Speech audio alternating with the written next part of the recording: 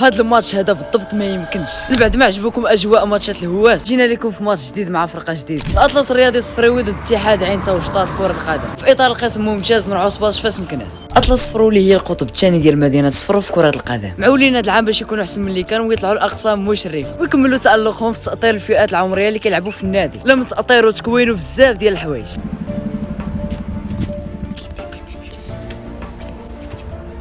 مع بدا الماتش ودخلوا اللعابه يلاه قلنا بسم الله، الاطلس كيقدروا يماركيو البيت الاول ليهم، ومن بعد دقائق قلالين وفرص اللي كثارين كتجيب بينالتي لعين توجطات. توبيسون يضيع.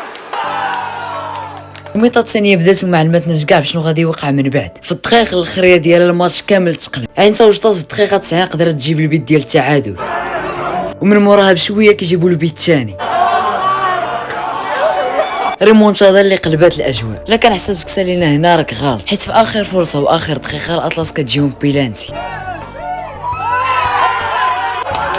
ولكن داكشي اللي ما كانش في البال هو اللي وقع. اللقطه الاخريه ديال البيلانتي كاع ما شديتها، ولكن كالعاده شنو غادي يوقع؟ يضيع. كيسالي الماتش بالخساره ديال الاطلس ب2-1. كما تكونوا شفتوا في الريل الاجواء ديال الهواش يا سلام، كتبقى احسن اجواء. ما قدروش انهم يحققوا 3 بوينت الدقائق الاخريه وتقلب عليهم الماتش كامل. حتى هنا كنا سالينا. نتلاقاو في ماتش جاي مع فرقه جديده. هذا ما كان في الريل، كان معكم حسام. تهلاو.